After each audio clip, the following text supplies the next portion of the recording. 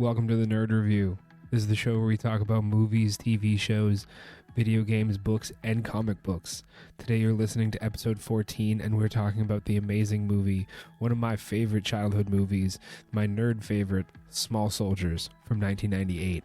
This movie is quintessential 90s. If you were a child of the 90s, if you're growing up at this time, you remember Small Soldiers.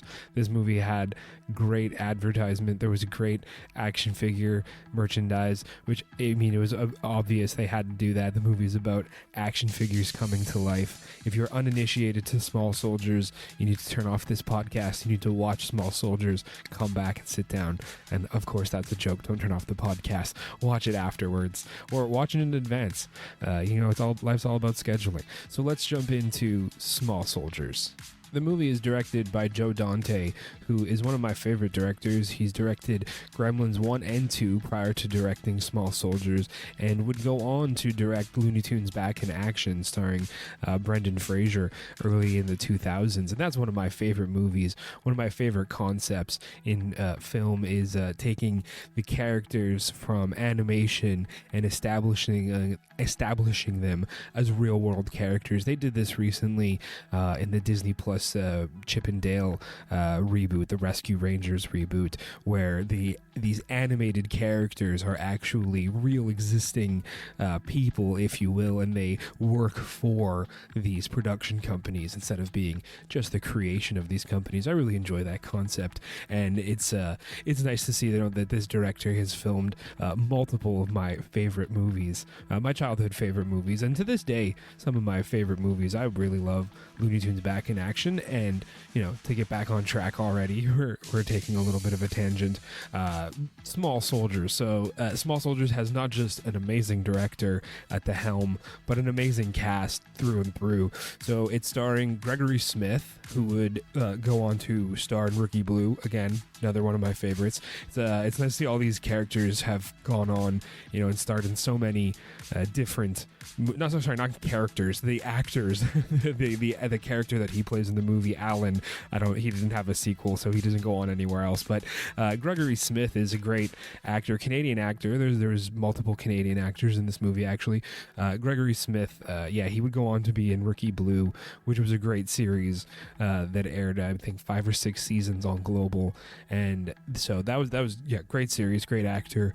He's the lead. He plays Alan Abernathy, and opposite him is the very young Kristen Dunst, who is just coming off of Interview with the Vampire and would obviously go on to have an amazing role in Spider-Man. On the voice side, leading cast is Tommy Lee Jones as the voice of Chip Hazard, and there's just so many great actors. Dennis Leary has a few scenes. He plays the CEO of Global Tech, the company that has acquired the toy company, and we'll get into that in the synopsis. Kevin Dunn, one of my favorite actors from the Transformers series. Funnily enough, he's basically playing the exact same character. He's playing the same role. So in Small Soldiers, he's playing the dad, Mr. Abernathy, and it's funny because the character that he embodies is quintessentially the same character from Transformers. He even goes so far to have some of the same lines, which I find hysterical. Towards the end of Small Soldiers, some of his lines match up with his lines from the second Transformer movie, when they're in the battle scene, and it's that moment of he has to trust his son. And in Small Soldiers, that's with Gregory Smith, and they're in the kitchen during this battle scene, and I'll get to that, but this is just you have to mention it. It's so funny that he grabs his son and he's like, "You're my son, I can't let you go into danger, I have to protect you." And that's the exact same lines he has with Shia LaBeouf in Transformers 2 during the climactic scene in the desert when they've kidnapped the parents, and he's like, "Dad, you have to let me go, he's like, "You're my son, I gotta protect you." It's just it's very, the symmetry there is hilarious. I was watching Small Soldiers and I was like, what not only is it the same character, the same actor playing this role, which are arguably very similar, instead of big cars coming to life, you have these action figures coming to life. So the parallels there are very funny. I didn't that was lost on me in that sense. So I know after after Kevin Dunn, there's Sarah Michelle Gellar and Christina Ricci. They're doing the voices of the Gwendy Dolls, which is probably one of the most intense parts of what it was basically a kids movie and part of this PG-13 rating element, which is part of the original idea for Small Soldiers, and we'll get into that in a bit. Another Canadian actor in this movie was Phil Hartman from Brantford, Ontario. He was on, he's very popular from SNL. He was on it for 8 seasons from 1986 to 1994. He was in Jingle All the Way with Arnold Schwarzenegger, and this was unfortunately his last movie because, as I found out while I was doing my research for Small Soldiers, there was quite the drama that was going on and unfolding. I mean, to put it in perspective, in 1998 I was 4, so to a lot of people who listen to this might be common Hollywood information, Hollywood news scandals, but he was murdered, sadly and shockingly, in 1998. He was murdered by his wife, and that was the end of his career. That was the end of his life, tragically, to make light of a tragic situation. And unfortunately, his wife, Bryn Hartman, would take her own life that very same night after police were called to the scene. And it was a very tragic ending to an amazing comic, an amazing comedian, an amazing actor that was getting really good traction and getting really good roles, and then to have his life ended in such a tragic way, such a waste of life, really. And it the rabbit hole didn't end there. As I was reading about all of this crazy stuff that's happening and surrounding the murder of this great actor, there was some interesting drama happening after between some of his SNL cast members and people from News Radio at the time he was on the series News Radio, and it's between John Lovitz and Andy Dick, actually. And so John Lovitz and Andy Dick are at a restaurant post the murder of Phil Hartman, and according to John Lovitz, Andy Dick approaches him and says, quote, "I put the Hartman hex on you and you're going to be the next to die." And so, John Lovitz has him, kicked out, ejected from this restaurant that they're in. And a few years later, at the Comedy Factory, the Just for Laughs event, I believe, they had another encounter, John Lovitz and Andy Dick, and they exchange words, and it gets into a heated argument. And according to what I read, the argument ended when John Lovitz assaulted Andy Dick, grabbed him by the hair, and took his face and smashed it into a bar. This was shocking. I was reading this, and like everybody I've recanted this story to, and I've read, they all say it doesn't sound like John Lovitz at all. And funnily enough, most people say, but Andy Dick is probably the person that deserves that the most. And I always find, I was like, wow, apparently really people don't like Andy Dick. I'm not sure what he ever did. I haven't really seen many of his movies. I've seen him in a few roles, but I'm not too familiar with his work. So it was an amusing anecdote. These random altercations between these two actors, and interesting to see that people both took the same side. That everyone was shocked about the John Lovitz side, and that they all agreed that Andy Dick probably deserved it in those circumstances. And it's just it's one of those things where you're doing the research for one of these episodes, and I'm watching the behind the scenes or the documentary, I'm reading the trivia, and I'm searching the movie, and these things start popping up. I'm reading about the actors Phil Hartman, and then it's just the murder of Phil Hartman, and all of a sudden I'm down this rabbit hole of this tragic event. that surrounds this movie and impacts the movie. They had to adjust their advertising and their plan for it. They removed him from the advertising, to be respectful, to not have him, these trailers and photos and all of this, at such a tragic time. So that can be commended, that they did, the right thing to remove him from those, advertisements. It might be, a little bit, insensitive, I think is the right word, to use him for a promotion, after he's murdered and people are talking about it, and, his family is mourning. I believe he had 2 children, which is that's tragic. Both of your parents are, one of your parents is murdered and then your other parent takes their life. That's just, that's scarring. It was a tragedy that surrounds what is otherwise a great kids movie. So I digress. Let's get back to the movie and Small Soldiers. And Small Soldiers would go on to be his last movie. It would be the last movie that he filmed, and he played Phil Fimple. They didn't go too hard outside of the box on creating a name for his character. Phil Hartman played Phil Fimple, which was, it's funny, whatever. He played the dad to Kristen Dunst's character, and they're the next door neighbors of the Abernathys. And he was a great character. He was the kind of annoying neighbor who has all of his, his big satellite dish that he wants to put up in his backyard, and he's gonna, he's trying to cut off the branches of the Abernathys tree at the beginning of the movie when they introduce him. He's like, this tree is blocking the signal from a new satellite dish. He has that voice, that Phil Hartman voice. If you haven't seen, Small Soldiers, I hope maybe you've seen Saturday Night Live or Jingle All the Way, because everyone loves Saturday Night Live. It's not my favorite, but I've enjoyed a few sketches, and Jingle All the Way, that's one of my favorite Christmas movies. And we're coming up, it's the last few days of November now, and we're about to enter into Christmas, so I'm definitely working on a few Christmas episodes, a few Christmas themed episodes here, but I digress. Let's get back to Small Soldiers and what that movie entails more. So what's the synopsis? Now, the synopsis is short and sweet. When missile tech is used to enhance toy action figures, the toys soon begin to take their battle programming too seriously. That is very watered down. The movie follows it's called Global Tech Industries. It has acquired a toy company, and the CEO, played by Dennis Leary, he comes in and he's laid off everybody. The only people left are these 2 toy designers, one toy designer and a marketeer, this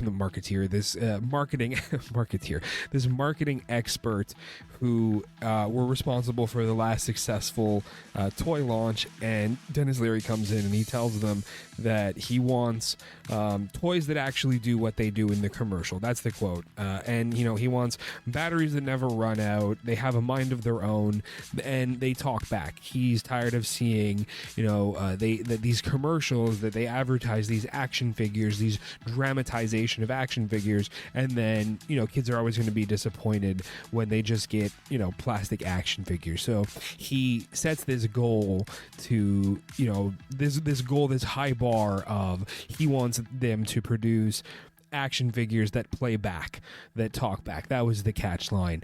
And so they go and they decide they need to upgrade their toy line. And so the toy line that they introduce is the Commando Elites versus the Gorgonites. The Commando Elites are your army gun-toting, cigar-chomping buzz cut, voiced by Tommy Lee Jones. And your Gorgonites are the soft-spoken, they're looking for their home planet. And to my chagrin, I always had wished that they had developed a Small Soldiers animated series. I think it would have been awesome, or even just a Gorgonites series. I think it had a lot of potential, just this idea of the Commando Elite versus the Gorgonite. And unfortunately, we didn't get a sequel. We didn't get a follow-up. There was, I became aware of it, and it became public knowledge that there was actually a project that was being, it was called it was called Toy Battle or something was the code name. And when Disney acquired Fox, it was one of the 200 projects that Disney ended up canceling finally. And when they canceled it and some of the information leaked, it was finally released that was this Toy Battle secret project or whatever there was they were working on was intended to be a sequel to Small Soldiers that would have come out probably sometime now around 2022. And unfortunately, that won't be happening.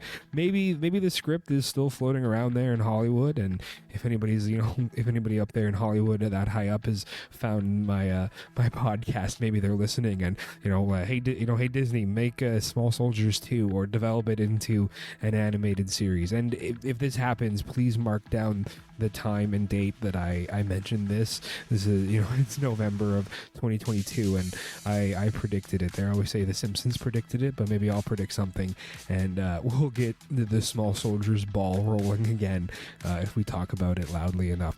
But I mean, back to the story. So these guys have been tasked with this impossible task of quote unquote impossible task of creating these action figures. So they're being given this tour, right? This tour of the new global tech industries, and they're told that anything that they need, global tech will provide. They have access to this mainframe. They can take from any of the departments, from any of the assets of global tech, and use what you need to finish this project. And so the inventors, so the creator of the Gorgonites and the actual action figure line is the character Irwin. He's played by David Cross, and his partner, as I refer to him as the marketeer, the market expert, Larry, is played by Jay Moore. Two great actors. I think my favorite David Cross movie my favorite performance from him is in Scary Movie 2 when he's portraying the character in the wheelchair, and he just has some pretty crazy scenes in that movie. That was Scary Movie 2. But in Small Soldiers, so they're given access to this mainframe, and one of the shout outs to the director Joe Dante, and having filmed Gremlins prior to filming Small Soldiers in the movie, Larry uses his friends, the toy designer, he uses his password because they're assigned unique username and passwords so that they can be held accountable, or so that everybody knows what they're doing. And Larry can't remember his password, and he remembers that David told him that his password was Gizmo, and that was the joke, being the name of the gremlin, for the original gremlin, Gizmo. So that was a joke for the director. They wrote that into the movie, which I find funny. A little Easter egg, a little reference to the bigger world around them, and that also that Gremlins exists in the world of Small Soldiers. It's interesting. It's not a parallel universe or an alternate universe. So Larry, played by Jay Moore, he's on the Global Tech Industries database, and he has three key words. He needs like military grade, or he writes like cutting edge, surplus, and I can't remember the third one, and it comes up, there's one result, and he has like 500,000 order placed for the X1000, and he's essentially ripping out the AI from smart bombs and having it downsized and put into the action figures, and thus begins the fun. I mean, the movie's great. It has a really awesome montage of the assembly line where they're putting all the action figures together, and you see them put in the microchip, and there's all this nice packaging, and there was great tie-ins to, everybody says it, and we know it, that action figures and TV shows for kids are just they're just merchandising lines and advertising, really, but they put in some heart and effort into the movie, and it makes the merchandise worth it a little bit more, because at the end of the day, I wanted action figures, and I was gonna ask my mom and my dad and my grandparents and everybody, Santa Claus, anybody that was willing to fork over some money for action figures. For me, that was it. So I probably was a bit older. I wasn't 4 when I saw Small Soldiers. Maybe I was. But I do remember after, sometime after Christmas and around my birthday, I ended up with 4 or 5, a few of the Commando Elites. Definitely the main 2. So the Commando Elites are led by Chip Hazard, and the Gorgonite, the good guys, were led by Archer, who, he's kind of like this like cat panther type, rogue. He has a crossbow, and he has all this cool, armor on. And so, I mean, they designed these really cool action figures, not just for the movie, but for this merchandising line. And all that attention to detail, it got translated into a really good merchandising line. So at the end of the day, I was going to have action figures, and so it's nice to have something to put the action figures to and sit there in front of the TV with with the action figures that I had, and watch them come to life on TV and just have those really good memories. And if it was me buying into capitalism or being brainwashed to be a materialistic child, well, at least I have good memories, and the action figures were fun to play with. That's all I can say about that. And there was a great cameo from Robert Picardo, from Star Trek alum. Towards the end of the film, he's the creator of these X1000 processor chips, and he explains that it was one of the most advanced AIs capable of enhancing any programming, and so that, clearly the problem wasn't with the X1000, it was a problem with the programming. And then they realized that, like, they put, smart bomb AI technology into a child's toy, and that's what causes all the problems. So the Commando Elites are programmed to eliminate the Gorgonites at all cost, and now their X1000 chip is enhancing this programming and causes them to come to life, and they start causing destruction. And it was you kind of question, like, what kind of damage can an action figure do? Well, they're decently sized. They're maybe a foot tall and maybe half a foot wide, but they were fully articulated. They were designed to move like people. They have elbows and wrists and fingers, and so they scour the toy store that they wake up in, and that's the main plot point, that the Abernathy, Gregory Smith's character Alan, he's helping run his dad's toy store, and he thinks that these action toys, these action figures, would sell better than the more classical toys that his dad sells. Dad sells a lot of models and puzzles, and I think his motto was nothing violent. He didn't want to sell violent toys. So Alan takes it upon himself to take on some Commando Elites and Gorgonites before they're even supposed to hit store shelves.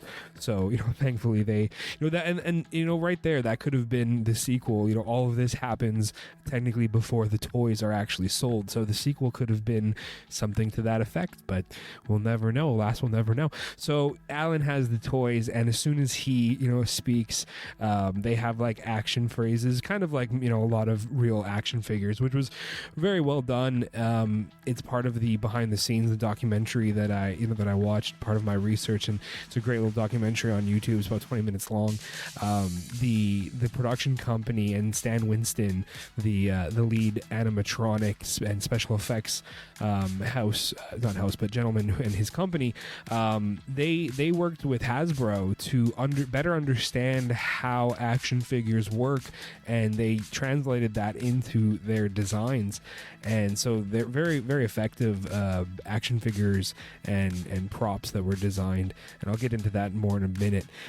So Alan has these action figures, and as soon as he speaks the command, I believe it's halt, who goes there, and it's supposed to activate the toys. And Archer says, "I am Archer, emissary of the Gorgonites," and Chip Hazard is I can't remember his catchphrase. Oh, it's escaping me.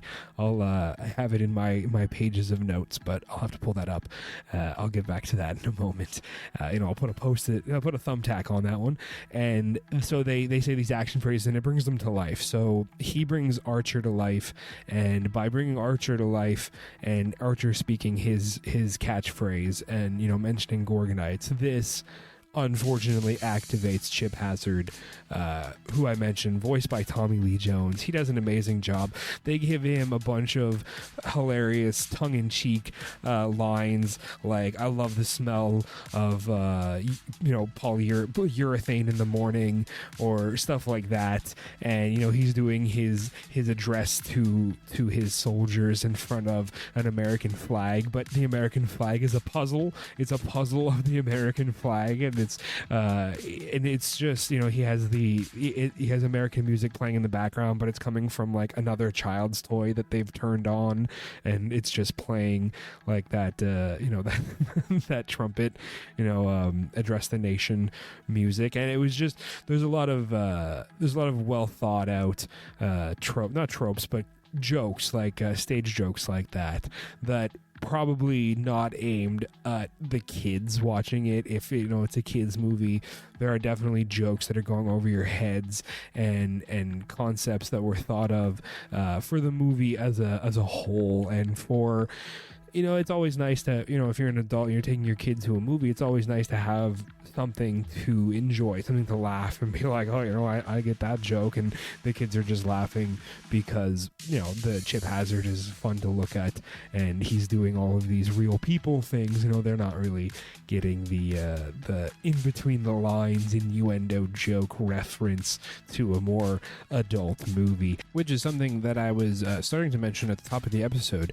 When Joe Dante signed on to do the movie, and at the early part of production, when they started filming, the movie was greenlit as a PG-13 movie. It wasn't until sponsors signed on that the rating was intended to be brought down to more of a PG rating, and this required some of the scenes to be removed, notably a lot of explosions towards the end and the climax of the film during the big battle between, the inevitable battle between the Commando Elites and the Gorgonites. So they cut out a bunch of the explosions, and Joe Dante still said that even when they had cut a lot of what needed to be cut, the movie has elements of both being a PG-13 movie and being a PG movie.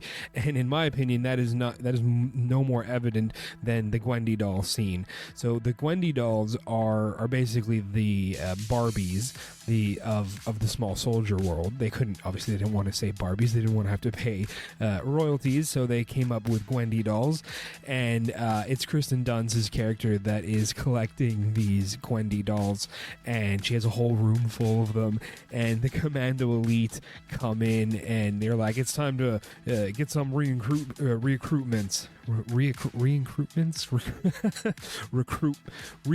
I'm just gonna go with recruits. They need more, they need more people in their little toy action figure army. So they take the brain from one of their fallen comrades, who, the Gorgonites. There's a few skirmishes throughout the movie, and one of the Commando Elites goes down, and they take his head. And like, this is a pretty messed up scene considering what it is. He pops off the toy's head, and he pulls off like the plastic off of his metal exoskeleton.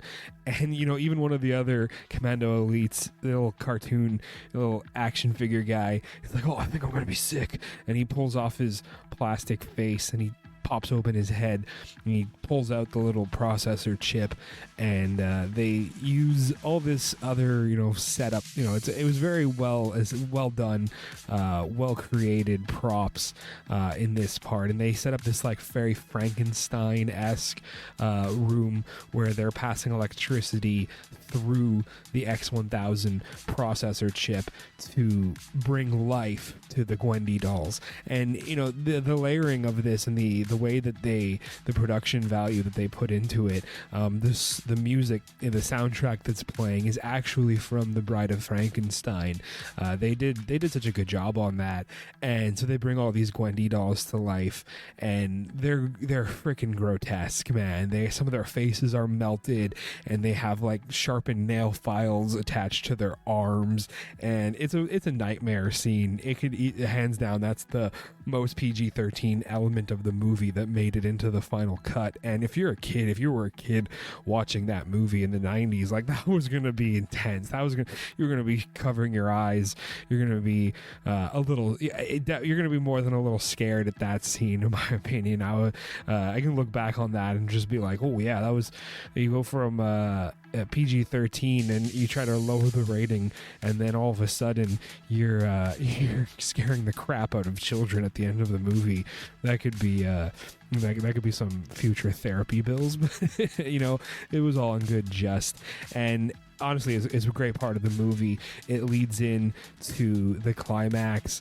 The Commando Elites have tracked the Gorgonites. They ended up at Alan's place, and he's trying to hide them, and he's trying to explain all of this crazy stuff that's going on to his parents. The action figures are coming to life. They think he's on dope.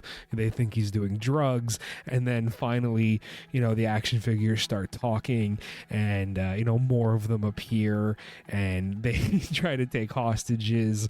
And I mean, the movie is a whole riot of fun and hilarious antics from both sides. The people, they acted really well with the animatronics and the puppets that were created for the movie, and it's just a great movie all in all, in my opinion. So I mean, that was the synopsis, basically. The short and sweet of the movie. It's the Commando Elites versus the Gorgonites, and that's just, you got your G.I. Joe type action figures versus your monster type action figures.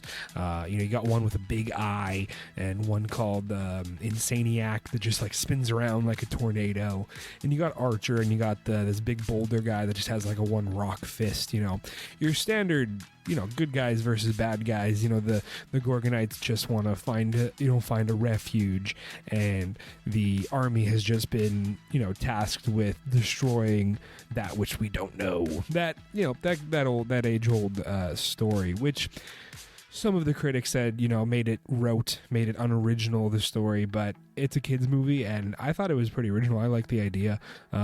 It was definitely entertaining, and that was what I was looking for as a kid. That's what I think what you're looking for is just entertainment and something that stands the test of time, which, as I've said time and time again, has to do a lot with how you make the movie. And Small Soldiers did everything that I've been saying over and over again. They did the layering approach. They actually had puppets made. So the special effects and the puppets went to Stan Winston, who had just finished making the animatronics for Jurassic Park 2, and he goes on to make all the puppets for Small Soldiers. And he said the hardest thing was growing from the large scale of the dinosaurs for Jurassic Park 2 to the micro scale of the action figures. Though it was a great experience working with the tiny servos and mechanics of the action figures. So they would actually use 1 ton of urethane and make 237 action figures with such an amazing level of detail. That went on, like I said, to the commercial action figures that were sold to the public. I mentioned that earlier. I recall them being so well made. I was a huge action figure fan when I was growing up, and what made action figures fun for me was the articulating action figures. That is, action figures that are posable with moving elbows, knees, legs, arms.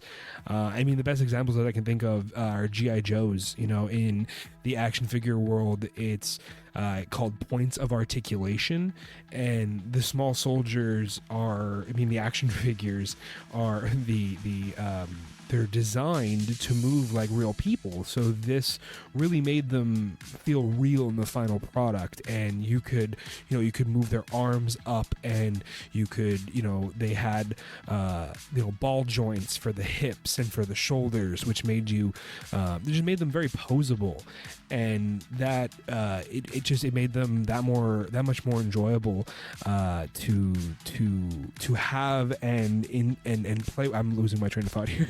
was points of articulation. That was it. Action figures were the best when you could pose them and really, set up a stage and set up, your little battle. It was a lot of fun. And because these action figures were designed for the movie, that's trying to get back on track here. So because these action figures were designed in such a way for the movie to be able to move like real people, this translated to the actual retail action figures that were sold as merchandise to go along with this movie. And as I've been saying now in this rambling portion, that really went a long way in making an impression in my mind and all the long-term fans of Small Soldiers, because as I've been doing my research and making my posts and looking online, there are still a lot of fans who appreciate Small Soldiers and the great movie that it was and how much fun it is as a movie to look back on. And that's part of what I love doing this show for, and what I love watching movies for. It's a lot of nostalgia and just remembering some of the good times, and not some of the good times, the good times and the great times of yesteryear, and just remembering and recapturing those youthful moments. And I would love to get my hands on some more Chip Hazard or Gorgonite. I'm gonna have to look on eBay and get some collectibles, because they were just they were really well done. So they actually made, as I was saying, 237 figures were made for the movie, and those were actual puppets that a team of 27 puppeteers were on set controlling the puppets in the movie. And they had sometimes up to 5 puppeteers controlling one figure alone. And I mean, that's amazing, the level of detail. So that was in your like close combat action scenes. There's some really good combat scenes between Chip Hazard and Archer, where they fall to one knee and they deliver an uppercut, and they Chip Hazard takes it to the chin and then falls back, and there's a counter. And these close combat scenes, that's where they used the puppets that they had created for the movie. And then these live action scenes were then handed over to Industrial Light and Magic, ILM, to animate over the puppets, remove the wires and the movement poles that the puppeteers were using. And they also were in charge of animating the bigger movement scenes, some of the bigger fight scenes that took place when they needed to add in, the elaborate helicopters or stuff that wasn't the practical part of it. Some of the machines that they had created were practical for the most part, but putting in the little action figures controlling them, and the machines that they did design. So like I mentioned, the action figures start. Actually, I think I went on a complete tangent. So to backtrack, the action figures, the Commando Elite, who are about a foot tall and about half a foot wide, started collecting real tools like a axe, like a little grinder, and like a little handsaw, and like an X-Acto knife.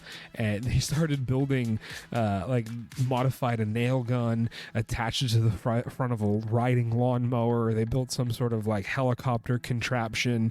The Commando Elite were programmed to be quite similar to real commandos in that sense. So they had a demolitions expert, an explosives expert, a mechanic, and they were able to MacGyver all of these crazy death machines. And I say death machines because the design for the machines was actually, it was very heavily inspired from Death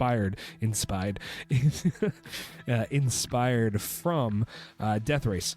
And that was an interesting fact from the behind the scenes documentary, where they got their inspiration for those machines that the Commando Elite use. And that, I mentioned it before, that final showdown, you have the people, the Abernathys and the Fimples have all come together to defend the Gorgonites, and mostly defend themselves. The toy maker and the marketeer, I'm just going to say marketeer from now on, that's what I'm going to use as my word. The marketeer, they show up at the final moment. Alan had put in, a complaint to Global Tech that these action figures are defective and they destroyed his dad's store, and that kind of leads them to what did you put in these action figures? And they realize that they've put in military grade munition chips in action figures and kids toys, and that maybe wasn't the best idea.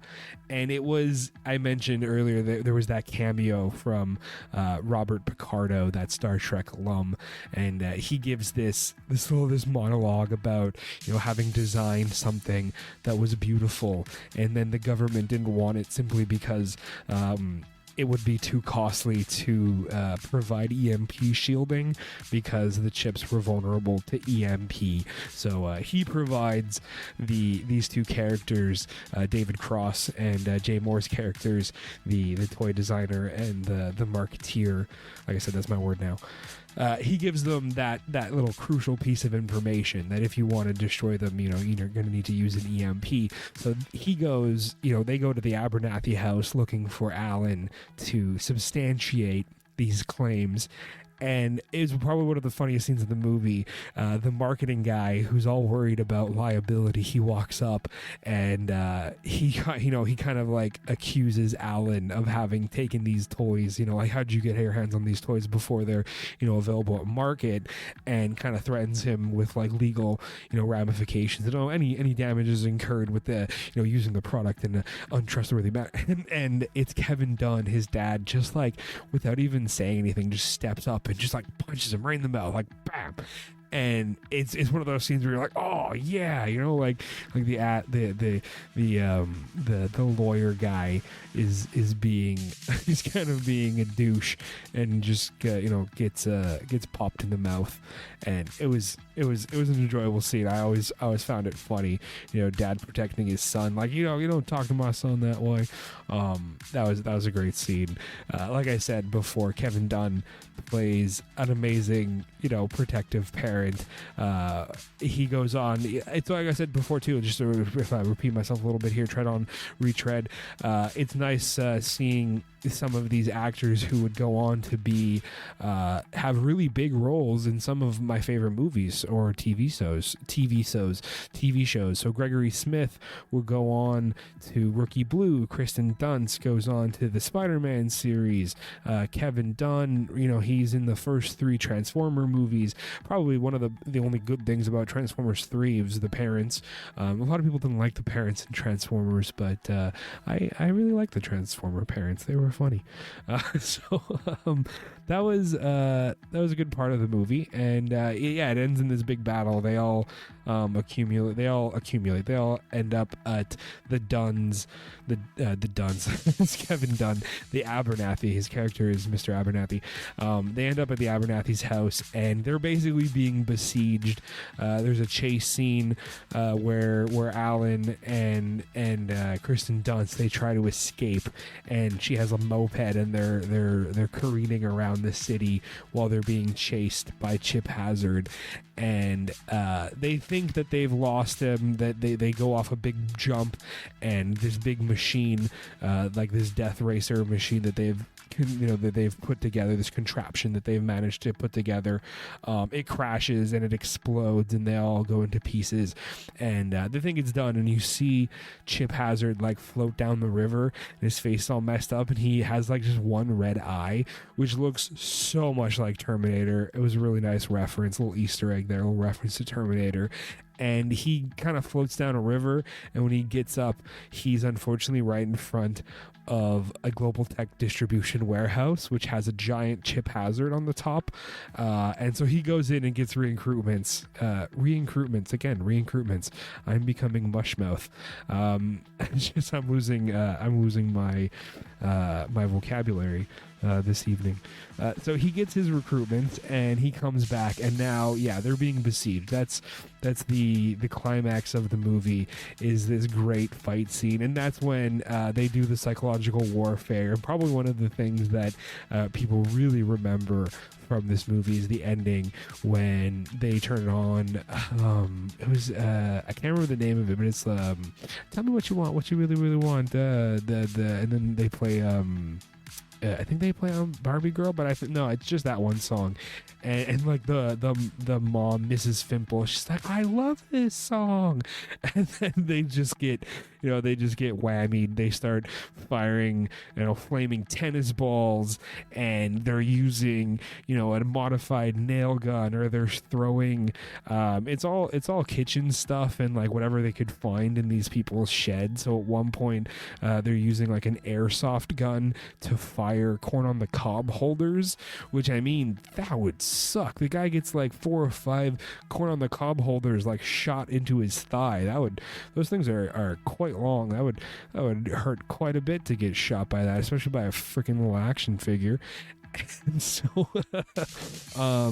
they manage to fire off an EMP. It ends in this big climax up a utility pole, and Alan, he tries to connect the Transformers. He tries to connect the Transformers. This is funny, but not the Autobot shape-shifting Transformers, the Transformers on the top of a utility pole.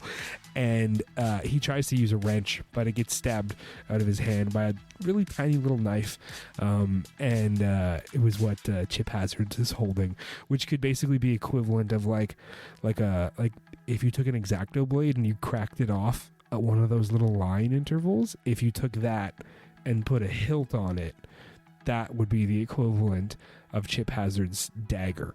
And he stabs Alan with it, so he drops the wrench. And I don't remember exactly what Alan says, but he's like, oh yeah, that's what you think? And he grabs him by the waist and shoves him. He grabs Chip Hazard, the action figure. Remember that we're talking about action figures here. The antagonist and protagonist face off, human versus action figure. And Alan grabs the Chip Hazard action figure and shoves him in between the two Transformers, utility pole Transformers, to mix up the audience here, and they explode. And when you blow up a Transformer, according to the science, like I said, according to the science of the movie, according to what is told to us in this Transformers movie. See, I'm confusing myself. In this Small Soldiers movie, is that if you did that, if you blew up the Transformers in this way, you would cause a localized EMP, and that's what they do. So it kills all the Commando Elites, and they think that it's going to kill the Gorgonites. But if you were paying attention, they did a bit of foreshadowing, and they recall that at the beginning of the movie, Phil Fimple was trying to set up his oversized satellite dish, which took fire and fell over and shielded the Gorgonites from the EMP, and the good guys survive. Woohoo! No, so the Gorgonites survive, and Alan brings them to Yosemite National Park, sets them free. They're going to be looking for their home, and it's so disappointing, because again, that would have been the perfect setup for a spin-off, a tie-in series, an animated series. It's all about the merchandising, and I feel like they let the ball drop on that one. Kind of like TMNT or any of the other animated series of the time. They send off the Gorgonites, they killed all the Commando Elites, so now you could just have a peaceful series about the Gorgonites, traveling on their wacky adventures, and they're in the human world, and they're action figures, and you could have animated the whole thing. It could have been so good. There could have been so much content related to, a Small Soldiers spin-off, or just like a Gorgonite spin-off. It didn't even have to be called Small Soldiers at that point. I mean, technically the Commandos were the soldiers, right? So they're gone, and it just feels like they kind of dropped the ball there, in my opinion. And all of that can really be attributed, unfortunately, to the movie not doing as well as a lot of people had hoped. It had a $40 million budget. A lot of that went to the amazing the amazing puppets that were made by the animatronic team, by Stan Winston, the animation, the VFX that was done by ILM. And unfortunately, the movie only made $87.5 million. It did make a decent amount, but not enough to immediately greenlight a follow-up. Now, that is also not including, so the $40 million budget isn't including the ad campaign, because notoriously that's not included when you look at a movie budget. And the movie had a very aggressive ad campaign. If you were lucky enough to be a kid in the 40s, in 1994, or between 1994 and 1998, the movie had a great commercials, a great ad campaign, both theatrical release and VHS release, as well as the action figures. There was a game for the PlayStation, the official soundtrack release. There was so much tied in that I would easily put another 10 million on top of that 40 million. So when you take into account all of that ad money that was spent, and then they barely break double their budget. Unfortunately, it was seen as not the most lucrative investment, and that's where they said that they wouldn't greenlight a sequel. And it's unfortunate because it could have been amazing, but the movie was received also with mixed reviews. So we got a 49% critic review, 45% audience tomatoes. Critics said it was an appealing kids movie, but had an unoriginal story that had repeating elements, which is fair. The tone of the movie also hard to nail down. Like we said, it was originally greenlit as a PG film, and the sponsors changed that. They wanted the rating to be brought down to PG, which is funny because here in Quebec, the movie's actually rated G, which is funny because it was supposed to be PG, got brought down to PG, and then here in Quebec, doesn't even matter, rated G. And I mean, Quebec might not be the greatest example to compare the rating of a movie to, because to put it in perspective, the amazing TV series CSI is also rated G in Quebec. So it's rated G for general audiences. So maybe we just have a lower standard of what messed up things we can and can't show to general audiences and young kids. So that's maybe not the best example to use Quebec in in that example, but the movie is still really funny. It's still a great action adventure movie for kids. It has a great cast. It had some heart put into the direction, into the design of these really amazing puppets.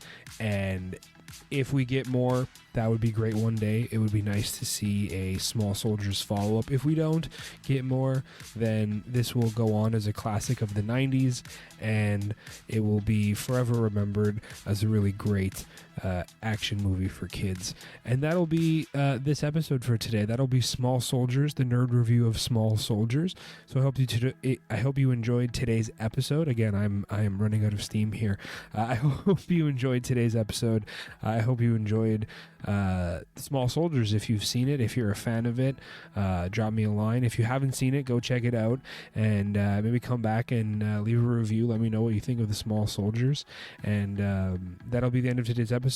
So I am the nerd here at the Nerd Review, and this has been episode 14. You can find me on Instagram at the Nerd Review __ podcast. Same thing on Twitter, and I hope you're looking forward to more episodes. And that'll be it for today. This is the Nerd signing off.